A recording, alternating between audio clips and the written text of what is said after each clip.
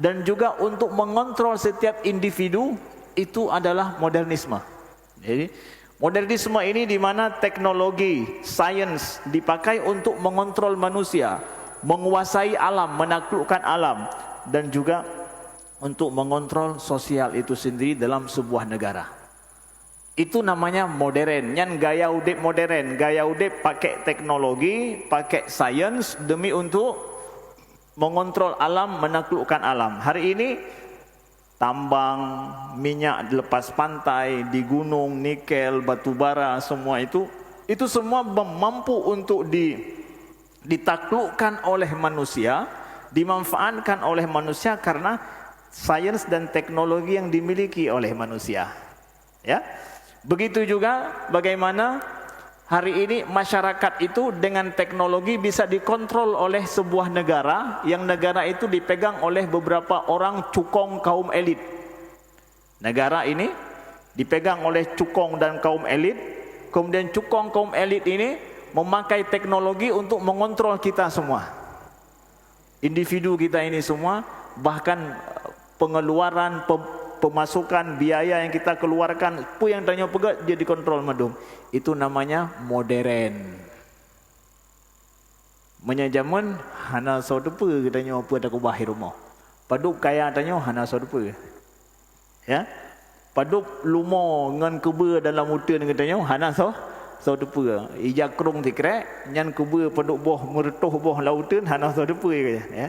Kali ini tidak, semua dikontrol. Itu namanya modern, ya. Ya. Begitu juga banyak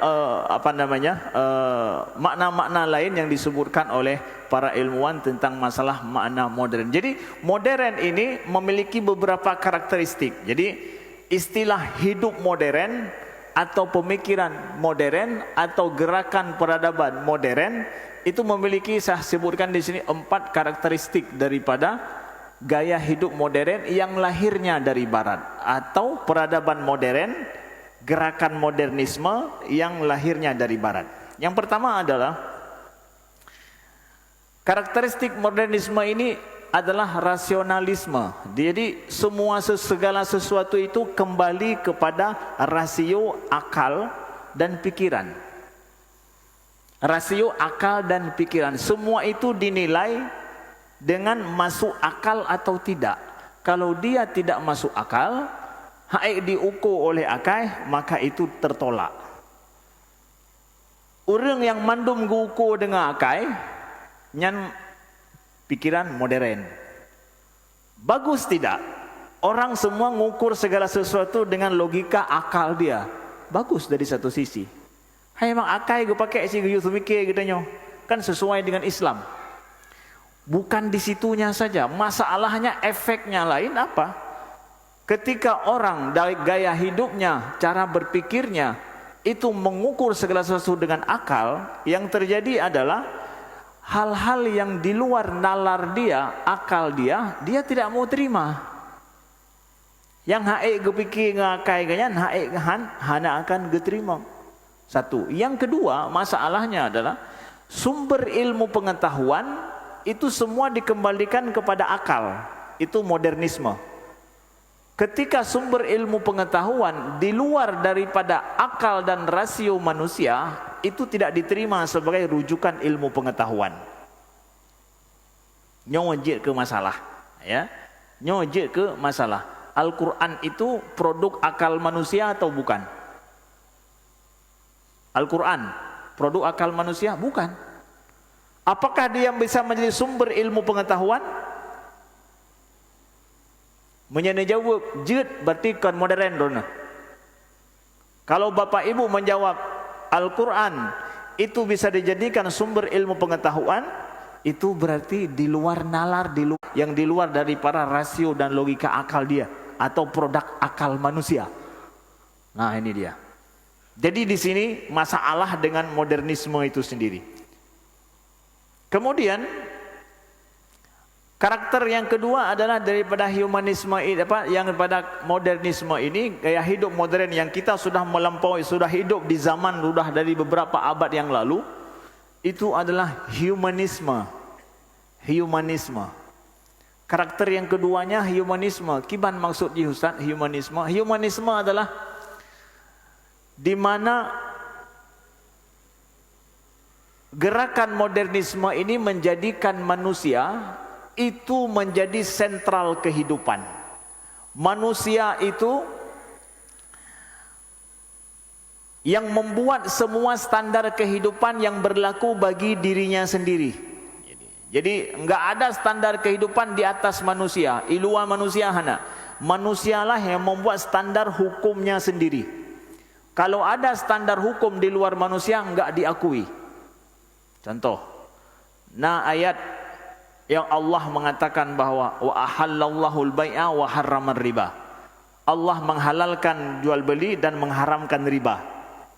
Bisakah ini menjadi standar kehidupan dalam negara kita?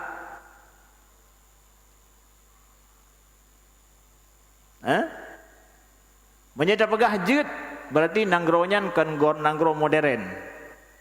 Kenapa? Ini ayat bukan dari produk manusia. Manusialah yang membuat produknya sendiri. Negara modern nggak mau menerima itu sebagai sumber hukum. Gimana juga harus ada kesepakatan bersama bahwa ayat ini untuk kita jadikan sebagai apa? Sebagai rujukan hukum di negeri kita. Sepakat orang Bandung? Sepakat. Berarti baru je pakai.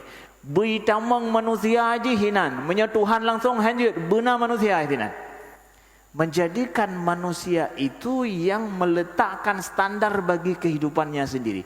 Kalau ramai-ramai bilang enggak bisa pakai ayat itu, ya udah berarti jangan pakai ayat ini. Kenapa? Yang penting manusianya yang mengatur semua urusan mereka. Standar kehidupannya ada di itu mereka sendiri. Makanya sampai di negeri kita, di negara kita juga, ini negara lahir daripada gerakan modernisme beberapa abad yang lalu sampai hari ini. Ada hukum syariah di negeri kita seperti bank syariah misalkan. Bank syariah sesuai dengan undang-undang, sesuai. Kenapa? Karena bank syariah itu enggak merujuk langsung kepada Quran dan hadis, tetapi produk hukum bank syariah itu landasan hukumnya adalah fatwa DSN MUI. Fatwa itu adalah hasil ijtihad para ulama kita. Hasil ijtihad para ulama kita. Ijtihadnya kepada Quran dan Sunnah. Kemudian dijadikan fatwa.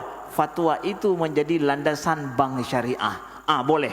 Baru diakui oleh negara bahwa bank ini dianggap sah. Kenapa? Dasar hukumnya fatwa. Fatwa itu hasil kreasi ijtihad manusia.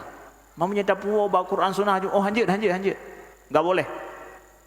Ini dia modernisme, menjadikan manusia yang mengatur segala kehidupannya, ya, dan membuat standar bagi kehidupannya sendiri. Negara barat itu telah berhasil menjadikan ini 100% manusiawi. Artinya bahwa manusiawi apa? Hanya standar manusia yang dipakai, kembalikan kepada manusia. Apakah manusianya seorang presiden, atau manusianya adalah rakyat mereka yang menentukan standar hidup. Jadi mereka boleh membolak-balikkan standar hidupnya, terserah, asal itu dari manusia. Jangan pakai ayat-ayat Tuhan dalam mengatur kehidupan bersama. Jangan, semua pakai ayat manusia. Itulah humanisme. Makanya hari ini ketika ada yang bilang bahwa ini sangat humanis, perhele, humanis ini kalau dibilang pemikiran humanis adalah pemikiran yang tidak memakai referensi kepada referensi ketuhanan. Manusia yang humanis adalah manusia yang hanya pikir sumber referensi udip dari manusia kedua, hanya pakai sumber di luar daripada manusia. Ini dia masalah dengan humanis ini. Maka akhlak yang berlaku bagi manusia, menyelagainya akhlak yang berlaku bagi manusia dari 4 akhlaknya, itu akhlaknya. Manusia pegak gero, atau akhlak itu sumbernya dari agama? Akhlak itu sumbernya daripada agama, tidak berasal daripada manusia. Inyo yang jir ke masalah. Akhirnya manusia, gedanyo, ya, hana tapate kita tidak mau mengakui, ya, manusia itu tidak mau mengakui value, norma dan moral di luar daripada moral yang diakui oleh manusia dan dibuat oleh manusia itu sendiri. Ini menjadi masalah dengan moral di sini. Maka gaya hidup humanisme yang tidak mengakui akan norma-norma dan moral, akhlak di luar daripada batasan manusia, ini yang bercanggah kemudian yang menyebabkan menggerus moral-moral akhlak kita dalam kehidupan.